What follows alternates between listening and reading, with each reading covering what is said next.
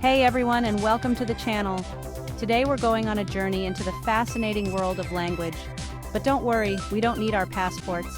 We're diving deep into the wild world of English. Okay, maybe not that wild. But there are some key differences depending on where you are in the world, even when we're talking about the same language. Specifically, we'll be exploring the three main differences between British and American English. We'll be looking at the quirks and idiosyncrasies that make these two dialects so interesting. So grab your cuppa, or is it a cup of joe? And let's get started. First up, let's talk about spelling. It's one of those fascinating aspects of language that can reveal so much about history, culture, and even identity. Because even though we're speaking the same language, things can look a little different on paper. The way we spell words can tell us a lot about where we come from and how our language has evolved over time. Or, on a screen. In today's digital age, these differences are more noticeable than ever, as we constantly read and write across various platforms. One of the biggest and most noticeable differences is the use of you in certain words. This tiny letter has sparked many debates and discussions over the years. Our friends across the pond tend to hold on to those yous a little tighter than we do here in the States. It's almost like a badge of honor, a way to maintain a connection to their linguistic roots. For example, take the word color. In British English, that U is there to stay. It's a part of their identity, a nod to the history and tradition of the language. In British English, that U is there to stay. It's taught in schools, printed in textbooks, and used in everyday writing. But in American English, we say, "You're out of here." It's color now. This change reflects a broader trend of simplification and efficiency in American English. And it's not just color. This pattern extends to many other words, creating a distinct American spelling system. We see the same thing with words like neighbor, humor, and flavor. These words too have shed their U's in American English. Those U's are just non-negotiables in British English. They're a part of the linguistic fabric that makes British English unique. Now, there are a few theories about why this difference exists. One theory is that it has to do with Noah Webster, the American lexicographer who gave us the Merriam-Webster dictionary. Webster was a man on a mission to create a distinct American identity, and language was a big part of that. Webster was all about simplifying American English and making it its own thing, distinct from British English.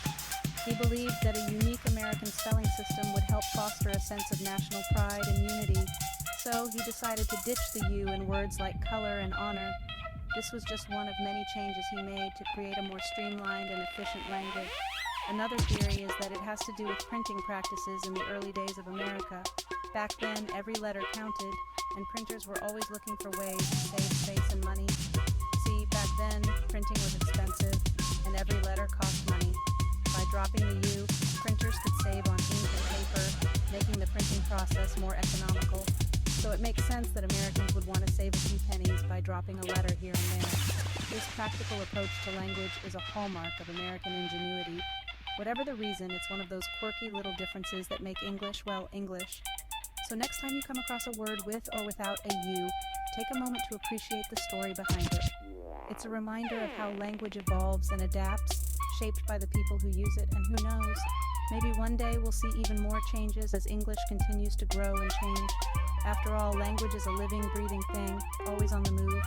From the UK to the US, and everywhere in between, English is a global language with many faces. Each variation actually tells a story. So whether you spell it color or color, neighbor or neighbor, remember that these differences are what make our language so fascinating and dynamic. Embrace the diversity and enjoy the journey of discovery that comes with it. All right, let's move on to vocabulary. This is where things can get really interesting and sometimes a bit confusing. Because even when we're using the same words, they can have completely different meanings. It's almost like we're speaking two different languages, even though we're both speaking English. This can lead to some pretty amusing misunderstandings. For example, let's say you're in London and you're looking for the restroom. You might be in a bit of a hurry and need to find it quickly. You might ask someone, "Excuse me, where's the loo?" This is a common term in the UK for what Americans would call a restroom or bathroom, and they'll point you in the right direction. You'll be relieved to find it without any trouble. But if you ask for the loo in America, you're going to get some strange looks. People might not understand what you're asking for. Here we call it the bathroom or the restroom. So it's important to know the local terminology to avoid confusion. And speaking of restrooms, let's talk about flats and apartments.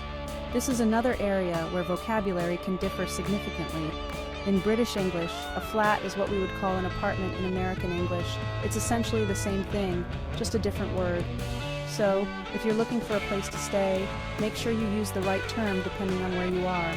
And then, there's the classic example of biscuits and cookies. This one can be particularly confusing for those not familiar with the differences. In the UK, a biscuit is what we would call a cookie in the US. So, if you're offered a biscuit, don't expect it to be the same as an American cookie. Don't expect a fluffy, buttery, chocolate chip-filled treat. Instead, you're more likely to get something plain and crumbly, like a digestive biscuit. These are often enjoyed with a cup of tea.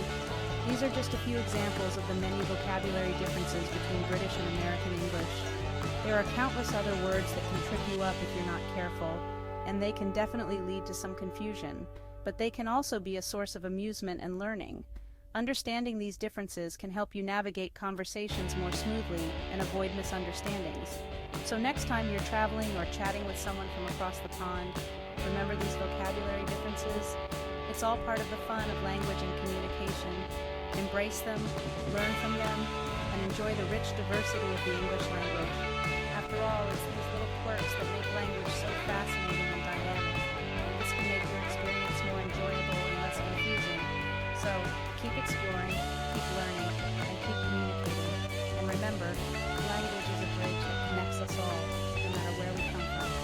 So let's celebrate these differences and use them to bring us closer together.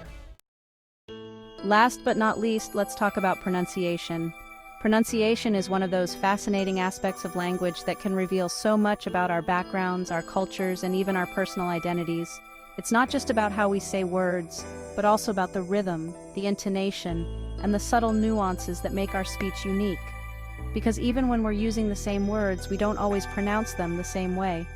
For instance, have you ever found yourself puzzled by the way someone from another country pronounces a common word? It's a reminder of the rich diversity within the English language. One of the most noticeable differences is the way we pronounce the letter R. This single letter can tell you a lot about where someone is from. In British English, the R is often dropped at the end of words, like in car or mother. This is known as non-rhotic pronunciation, and it's a hallmark of many British accents. It gives the speech a softer, more flowing quality. But in American English, we pronounce that R loud and proud. This rhotic pronunciation is a defining feature of most American accents, giving the speech a more pronounced and sometimes sharper sound. Another difference is the way we pronounce words that end in "ary", like secretary or military. These words can sound quite different depending on which side of the Atlantic you're on. In British English, the stress is usually on the first syllable, so you might hear secretary or military with a more even, balanced stress pattern. But in American English, we tend to stress the second syllable. This results in a more dynamic and sometimes more emphatic pronunciation, like secretary or military. And then there's the word aluminum. Yes, that word. It's a classic example of how a single word can have two completely different pronunciations. In American English, we pronounce it with a nice, strong sound at the beginning. But in British English, it's aluminium, with an extra I in there. This gives it a slightly more elaborate and perhaps more elegant sound. These pronunciation differences can be subtle, but they can also be quite noticeable. They add a layer of richness and complexity to our interactions, making conversations more interesting and sometimes more challenging. And they're just another example of the many ways in which British and American English differ. These differences are not just about pronunciation, they reflect deeper cultural and historical influences that have shaped the way we speak.